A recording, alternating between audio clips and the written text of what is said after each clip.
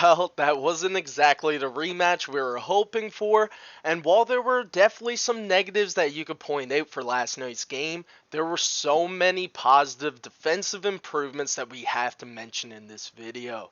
Sup guys, so yes, we fell short to the Warriors yet again, but this time we have made some great improvements defensively, and this time they didn't put up 28 threes on us again, as they put up 28 on 54% shooting last game. Mike Brown preached to the team that we need to lock down the perimeter better than what we did last game, and we did just that, as we held them to only 13 made threes last night, but it still wasn't enough, as Mike Brown wanted to give the young guys some more valuable minutes, so instead of letting De'Aaron Fox and DeMar DeRozan close out the game, while they did play more than they did last game, it was the young guys that were left to try to close it out in crunch time, and while that definitely is a great thing for Mike Brown to be doing, giving the young guys those valuable minutes that they definitely won't be seeing during the regular season,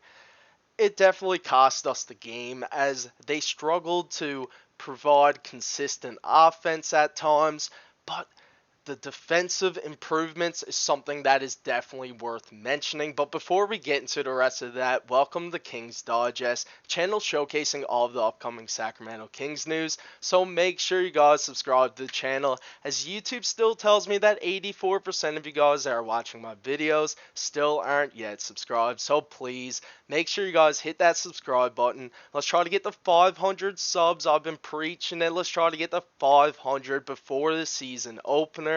Make sure you guys hit that bell so you don't miss any future content.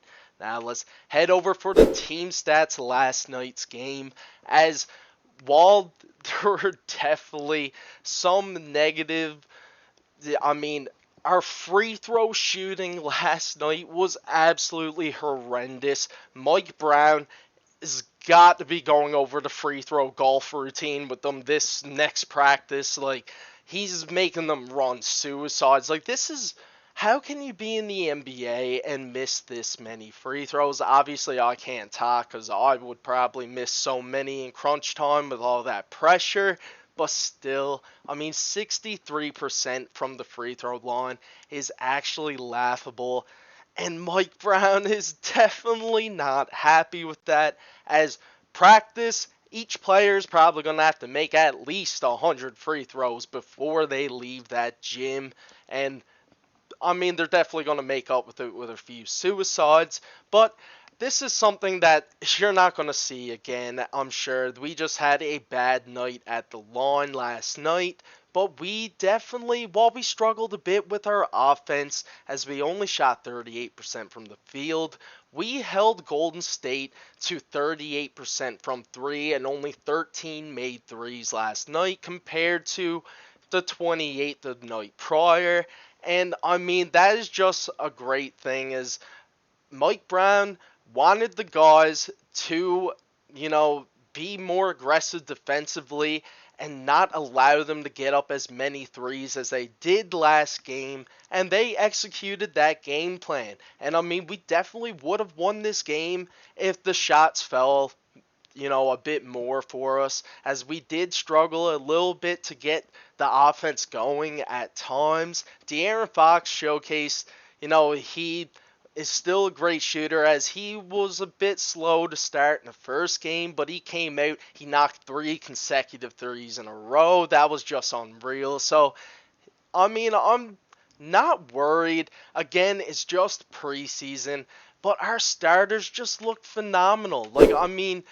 19 points from Fox on 12 attempts. Keon was more aggressive offensively last night as well, which is something I'd love to see. He's still got a couple of steals too. He's showcasing he's still that menacing defender, and him knocking down a couple of threes and just being more aggressive on the offensive side is something that you want to see from him in the future, as he's emerging to be one of the great 3-and-D players in today's league. And he's still so young with a lot of potential.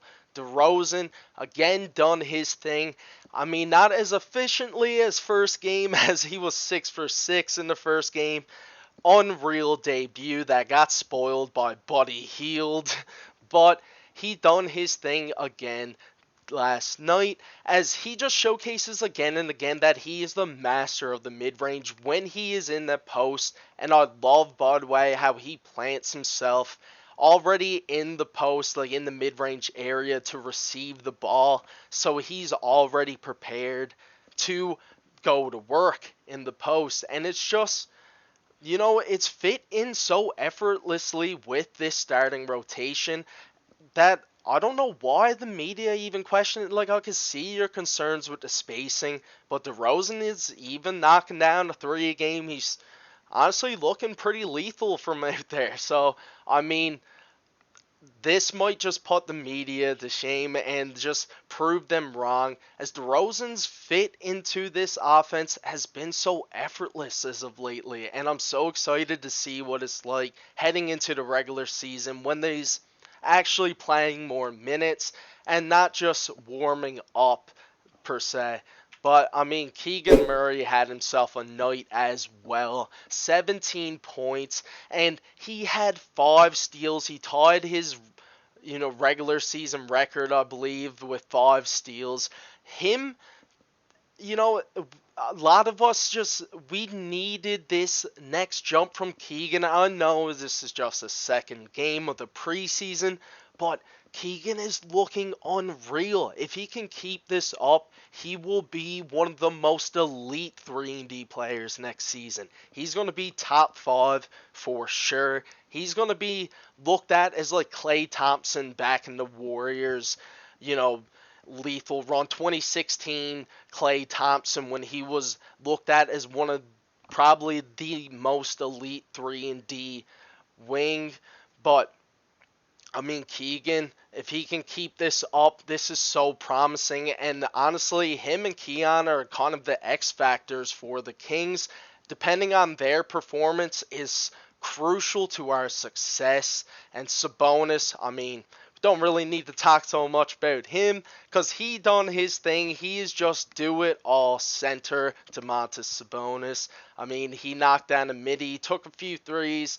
He's looking a little bit, awkward out there trying to shoot them, but Mike Brown has been wanting him to extend his range more. He's got that mid-range down pat. I mean, him and DeMar has definitely been working on that, but he just needs to get that 3. He needs to look a bit more comfortable behind the arc, but I feel like he's going to look amazing next season. He's just going to continue the dominance that he left off with last season. But so I'm not worried about that. The starters looked amazing, and while the bench came in, we are missing our leader, Malik Monk, as he was out due to personal reasons. Then we still got McLaughlin and Lyles out with injury as well. But, I mean, the bench, they showcase some great potential defensively, and outside of Boogie Ellis, though, there was a lot of struggles creating consistent offense. I mean, if we head over to the box scores of last night's games, Boogie Ellis, he done his thing. He had 11 points coming off the bench. Other than that, I mean, you had Colby Jones with 3. You had Isaac Jones with 4, Mason with 4. Nobody else really putting up big numbers. Crawford with 5. I mean, Boogie Ellis just showcased that he can be a good spark plug. This is great for Boogie Ellis's resume, as he's showcasing to Mike Brown that when it seems like there's no good shot creator available, he can come out and be that spark plug and give you some instant offense. As I mean, going down in the crunch time of last night's game, it was literally Boogie Ellis trying to keep us alive, as he had to do everything in his power to get to his spot and try to get us a bucket, as nobody else was really doing much and didn't look too comfortable in crunch time and didn't really have that confidence, it seemed like. But defensively, I mean, even from Isaac Jones, for example, Mike Brown gave him a few more minutes compared to, because I guess he liked what he's seen in the first games. He done his thing. Isaac Jones defensively looks so promising for us, and I do expect Mike Brown to give him a lot more minutes. He just got to warm up a bit offensively. He was 2 for 7 last night, and he doesn't really look too comfortable behind the arc as of yet, but that's just something that's going to come over time. But his defensive hustle and versatility for us as being a big, strong four, I mean, that's something that we desperately need next season. He could be a amazing role player off the bench for us that provides some, aggressive defense when needed, and his offense is definitely going to come over time. But basically, guys, that's all for today's video.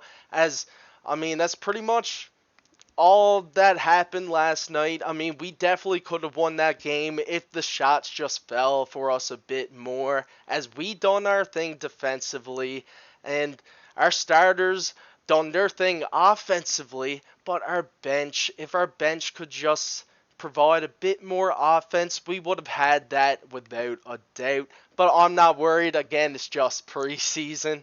But let me know down in the comments who your player of the game was. Personally, I believe Keegan Murray takes that as 5 steals. He was doing his thing on offense as well. He looks phenomenal. He's going to be taking that next leap, and it's going to be so crucial for us. I can't wait to see it. But let me know down in the comments your Sacramento Kings player of the game and what you're expecting from next outing. But peace out, guys. I'll see you in the next one.